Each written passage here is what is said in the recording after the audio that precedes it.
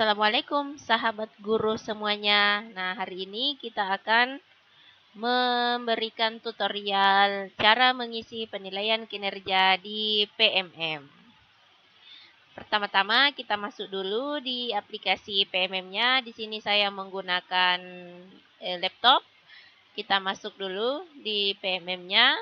Kemudian kita pilih di pengembangan diri, yaitu pada pengelolaan kinerja. Kita klik pengelolaan kinerja, maka tampilannya akan seperti ini. Kalau misalnya kita baru pertama kali masuk, maka akan tertulis mulai atau ada data-data. Pastikan data-data diri yang Anda klik itu atau data-data diri Anda itu benar. Nah, di sini karena saya sudah pernah masuk sebelumnya, jadi tampilannya seperti pada layar. Langsung saja kita masuk pilih diisi perencanaan kinerja. Kita klik lanjut rencanakan kinerja. Maka tampilannya akan seperti ini. Periode di SKP ini yaitu Januari sampai dengan Juni 2024. Nah, di sini ada indikator yang harus kita penuhi untuk menunjang peningkatan rapor pendidikan di satuan pendidikan yang kita tekuni atau di sekolah kita. Contohnya di sini ada beberapa rekomendasi, ada 5, tapi kalau kita mau lihat lagi bisa ditampilkan indikator lainnya, ada beberapa. Kemudian untuk melihat lebih jelasnya lagi bisa kita pilih di rapor pendidikan Satdik Anda. Nah, di sini kita bisa lihat ada yang kurang, ada yang cukup. Kalau misalnya sudah kita mengerti, bisa kita klik saya mengerti. Di sini saya akan lebih berfokus kepada manajemen kelas atau di metode pembelajaran. Saya pilih saya mengerti, kemudian saya mengklik di salah satu yang direkomendasikan, yaitu di instruksi pembelajaran. Setelah dipilih yang direkomendasikan, kita klik ke pengembangan kompetensi. Di pengembangan kompetensi, jumlah poin yang perlu kita capai itu minimal 32 poin per semesternya.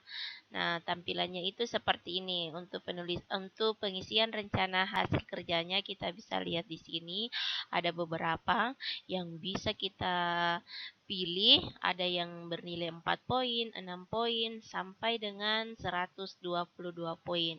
Kalau yang di sini yang saya pilih yaitu meningkatkan kompetensi melalui peran sebagai partisipan kegiatan seminar, lokakarya, konferensi, simposium, dan selanjutnya. Itu nilainya setara dengan 4 poin. Nah, bukti dukungnya itu berupa sertifikat.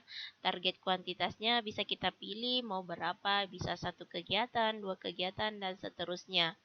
Kemudian poinnya itu ada 4. Jika kita pilih 2 kegiatan, maka poinnya akan menjadi 8. Nah, saya pilih di sini 1 kegiatan saja. Nah, itu untuk rencana hasil kerja yang pertama. Ini bisa kita jumlahkan lagi. Kalau misalnya belum mencukupi 32 poin, bisa kita menambah lagi dengan mengklik tambah, kemudian kita pilih lagi.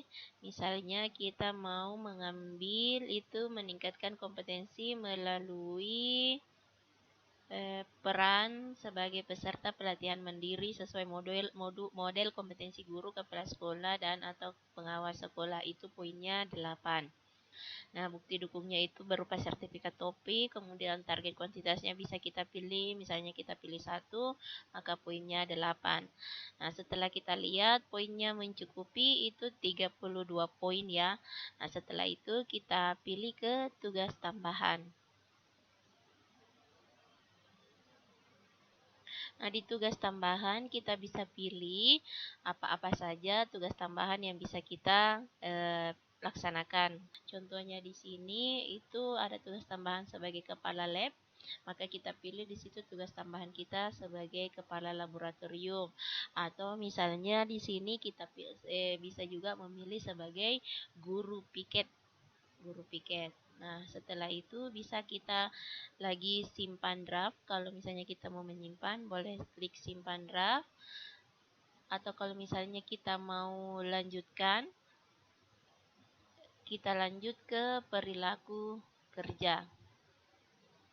Perilaku kerja di sini ada beberapa indikator dan aspek inti, seperti contohnya berorientasi ke pelayanan. Kita bisa pilih apa-apa saja yang bisa kita lakukan, misalnya memahami kebutuhan peserta didik dan berusaha memenuhinya, bersifat ramah, kemudian melakukan perbaikan terus-menerus terhadap kompetensi dan perilaku kerjanya. Kita pilih di situ, misalnya contohnya adalah melakukan perbaikan terus-menerus terhadap kompetensi dan perilaku kerjanya. Bagaimana Anda dapat menerapkan perilaku tersebut dalam kehidupan sehari-hari, misalnya memperbaiki kualitas layanan secara terus-menerus, menindaklanjuti setiap kritik dan saran secara konstruktif, berupaya memperluas wawasan kualitas pelayanan. Misalnya kita pilih memperbaiki kualitas. Nah, setelah itu kita masuk di berorientasi pelayanan, kemudian kita lanjut ke akuntabel, kemudian ke aspek kompeten dan harmonis, kemudian ke loyal, dan yang terakhir adaptif dan kolaboratif. Setelah itu kita pilih ke rangkuman.